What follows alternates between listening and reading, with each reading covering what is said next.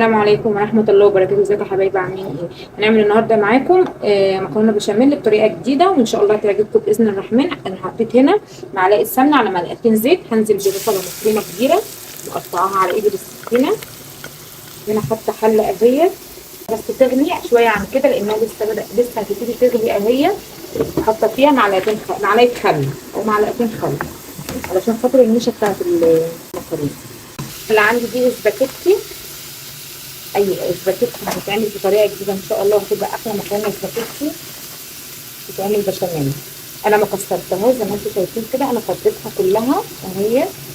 انا عندي اللحمه ديت، انا ما كانش عندي لحمه مفرومه، انا جبت المطحنه بتاعه الخلاط لان الكبه عندي بايظه، وجيت مطلعه لحمه صحيحه وهي متلجه، قطعتها مكعبات صغيره تمام، جيت فرماها في المطحنه، طلعت معايا بالشكل ده.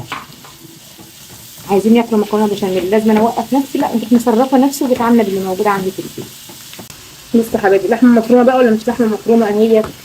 هتبقى هنا جايه عندي طماطمتين مقطعه مكعبات بردك كده، عندي خضار مشكل اللي هو المفرز ده، هاجي بردك نازله كده معلقه من بتاعه الاكل كده، من رشه قرفه وملح طبعا. ملح بقى حسب رغبتكم ايه. تمام، اقلب بقى كل الكلام ده كده ببعضه.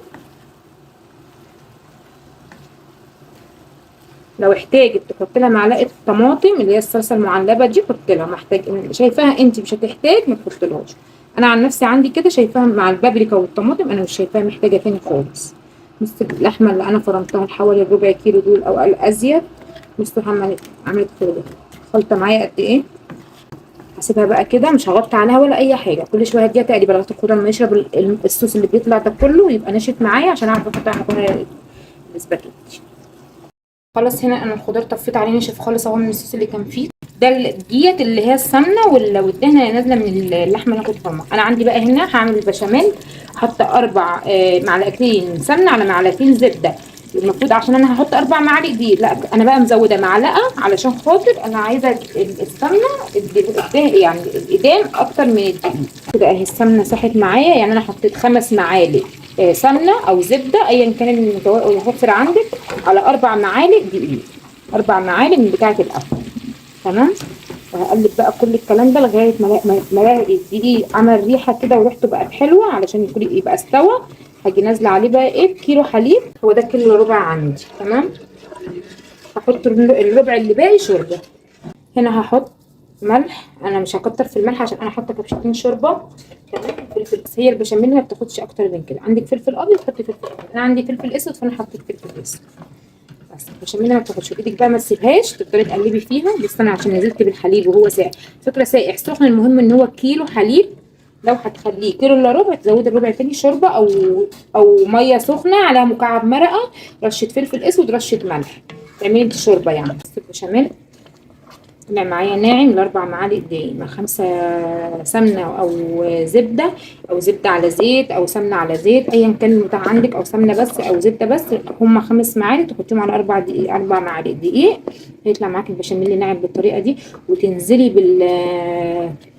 دلوقتي انا هحط عليه، تنزلي باللبن بالكيلو الحليب، دافي او سخن او ساقع مش هيعمل معاكي اي حاجه. المهم ان هو كيلو صافي. حتى لو كلكع معاكي بقى ولقيتيه للبنات المبتدئه، يا تضربيه بالهاند بلندر، يا اما تحطيه في خلاط وتاخديه ضربه، هيطلع معاكي ناعم يبقى زي الفل كده. هنا دهنت الصينيه بفرشه سمنه. تمام، هنزل هنا بكبشه كده. المكرونه لما تسلقوها ما تغسلوهاش بميه تحت الحنفيه. تمام، هاجي نازله هنا بقى كده، هنزل بقى بالخليط اللي انا كنت عاملاه معاكم دلوقتي اهوت. وتحاولي بقدر امكانك ما تطلعيش بره الحروف.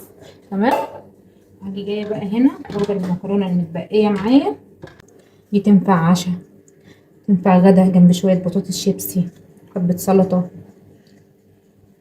تتحط على سفرتك، تبقى ماليه السفره عندك كده ومخليه السفره بتاعتك شكلها جميل جنب بقيه الاكل اللي انت بتبقى عاملاه للضيوف.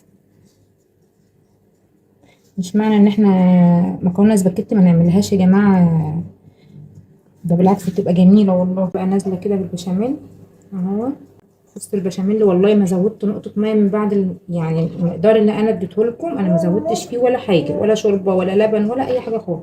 هو المقدار اللي انا عملته، 4 معالق دقيق مع 5 سمنة، والكيلو الا ربع حليب وكوباية شوربة.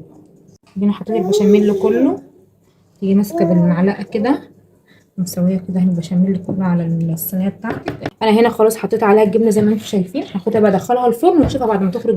بص انا طلع اهي خرجت الصينيه من الفرن، انا بقى لها حوالي تلت ساعه او ربع ساعه انا مخرجاها من الفرن، لان لازم المكرونه دي تتقطع وهي بقى يعني هاديه شويه عشان خاطر تعرفي تخليها تقطعيها مكعبات. فانت هتعملي هعمل كده. ممكن تعملوا بالخضار ده، بس للناس اللي هي النباتيه ممكن يعملوها بالخضار تبقى جميله.